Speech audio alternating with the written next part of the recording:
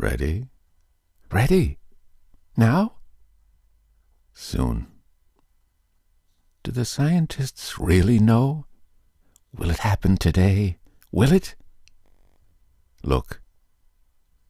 Look. See for yourself. The children pressed to each other like so many roses, so many weeds intermixed, peering out for a look at the hidden sun. It rained. It had been raining for 7 years. Thousands upon thousands of days compounded and filled from one end to the other with rain, with the drum and gush of water, with the sweet crystal fall of showers, and the concussion of storms so heavy they were tidal waves come over the islands. 1,000 forests had been crushed under the rain, and grown up 1,000 times to be crushed again. And this was the way life was forever on the planet Venus. And this was the schoolroom of the children of the rocket men and women who had come to a raining world to set up civilization and live out their lives. It's stopping! It's stopping! Yes! Yes! Margot stood apart from them, from these children who could never remember a time when there wasn't rain and rain and rain. They were all 9 years old. And if there had been a day, 7 years ago, when the sun came out for an hour and showed its face to the stunned world, they could not recall. Sometimes at night she heard them stir in remembrance, and she knew they were dreaming and remembering gold or a yellow crayon or a coin large enough to buy the world with. She knew they thought they remembered a warmness, like a blushing in the face, in the body, in the arms and legs and trembling hands. But then they always awoke to the tatting drum, the endless shaking down of clear bead necklaces upon the roof, the walk, the gardens, the forests, and their dreams were gone. All day yesterday they had read in class about the sun, about how like a lemon it was, and how hot, and they had written small stories or essays or poems about it. I think the sun is a flower that blooms for just 1 hour. That was Margot's poem, read in a quiet voice in the still classroom while the rain was falling outside. "Oh, you didn't write that," protested one of the boys. "I did," said Margot. "I did." "William," said the teacher. But that was yesterday. Now the rain was slackening and the children were crushed in the great thick windows. "Where's teacher? She'll be back. She'd better hurry. We'll miss it." They turned on themselves like a feverish wheel, all tumbling spokes. Margot stood alone. She was a very frail girl who looked as if she'd been lost in the rain for years, and the rain had washed out the blue from her eyes and the red from her mouth and the yellow from her hair. She was an old photograph dusted from an album, whitened away, and if she spoke at all her voice would be a ghost. Now she stood, separate, staring at the rain and the loud wet world beyond the huge glass. "What are you looking at?" said William. Margot said nothing. "Speak when you're spoken to." He gave her a shove, but she did not move. Rather, she let herself be moved only by him and nothing else. They edged away from her. They would not look at her. She felt them go away. And this was because she would play no games with them in the echoing tunnels of the underground city. If they tagged her and ran, she stood blinking after them and did not follow. When the class sang songs about happiness and life and games, her lips barely moved. Only when they sang about the sun and the summer did her lips move as she watched the drenched windows. And then, of course, the biggest crime of all was that she had come here only 5 years ago from Earth. And she remembered the sun, and the way the sun was and the sky was when she was 4 in Ohio. And they had been on Venus all their lives. And they had been only 2 years old when the last sun came out, and had long since forgotten the color and the heat of it, and the way it really was. But Margot remembered. "It's like a penny," she said once, eyes closed. "No, it's not," the children cried. "It's like fire," she said, "in the stove." "You're lying. You don't remember," cried the children. But she remembered and stood quietly apart from all of them and watched the patterning windows. And once, a month ago, she had refused to shower in the school shower rooms, had clutched her hands to her ears and over her head, screaming the water mustn't touch her head.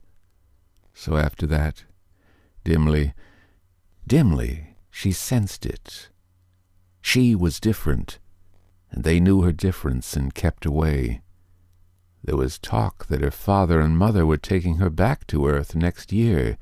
It seemed vital to her that they do so, though it would mean the loss of thousands of dollars to her family.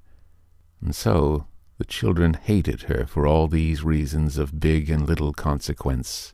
They hated her pale snow face, her waiting silence, her thinness, and her possible future.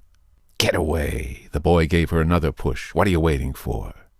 Then, for the first time, she turned and looked at him. And what she was waiting for was in her eyes. "Well, don't wait around here," cried the boy savagely.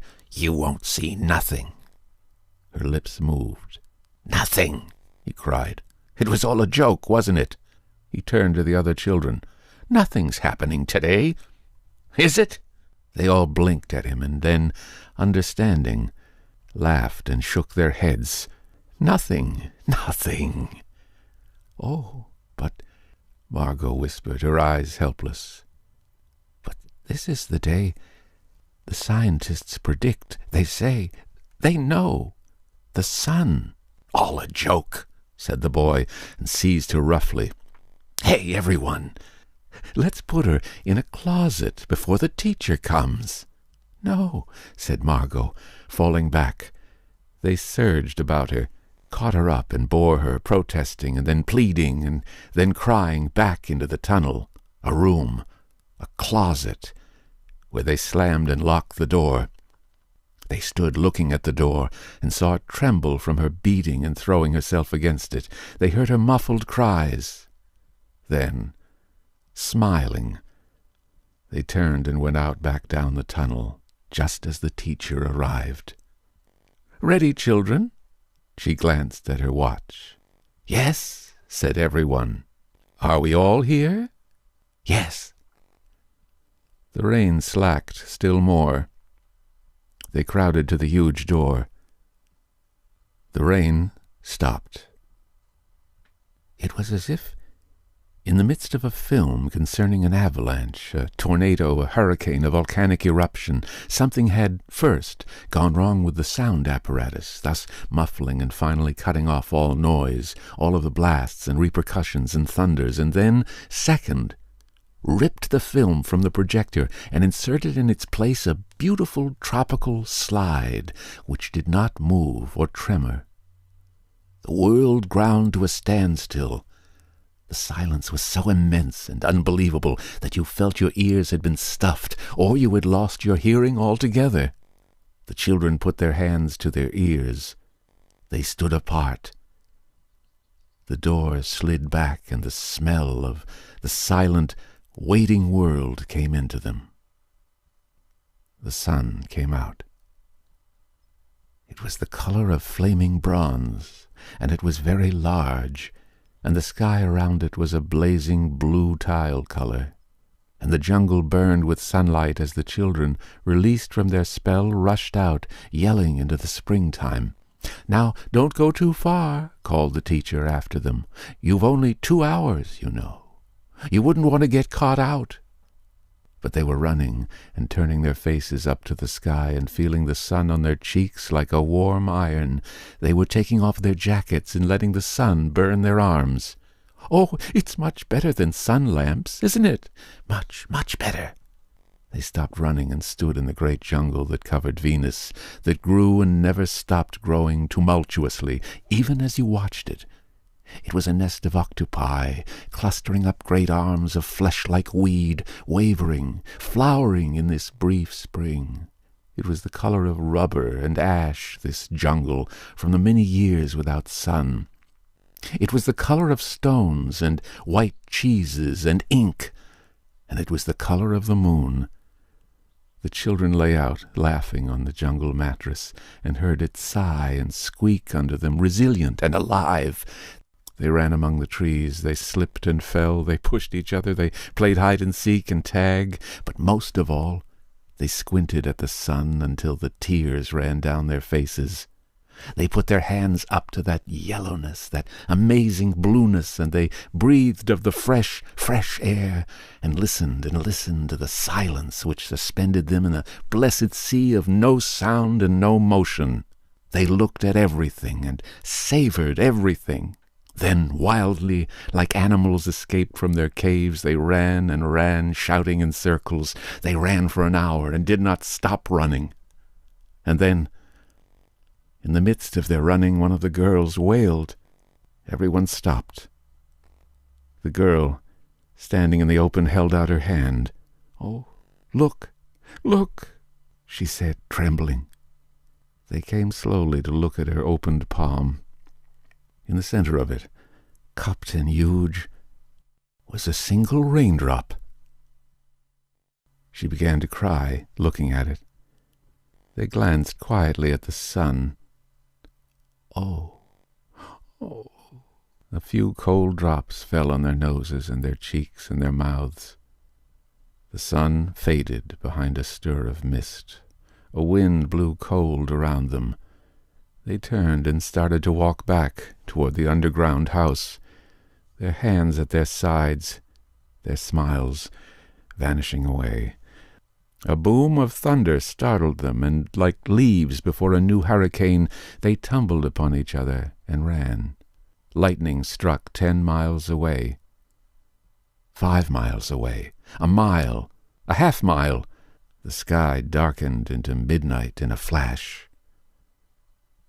They stood in the doorway of the underground for a moment until it was raining hard. Then they closed the door and heard the gigantic sound of the rain falling in tons and avalanches, everywhere and forever. "Will it be 7 more years?" "Yes, 7. Then one of them gave a little cry. "Margot!" "What?" "She's still in the closet where we locked her." "Margot?" They stood as if someone had driven them like so many stakes into the floor. They looked at each other and then looked away. They glanced out at the world that was raining now, and raining steadily. They could not meet each other's glances. Their faces were solemn and pale. They looked at their hands and feet, their faces down. "Margot," one of the girls said. "Well?" No one moved. "Go on," whispered the girl. They walked slowly down the hall in the sound of cold rain. They turned through the doorway into the room in the sound of the storm and thunder, lightning on their faces, blue and terrible.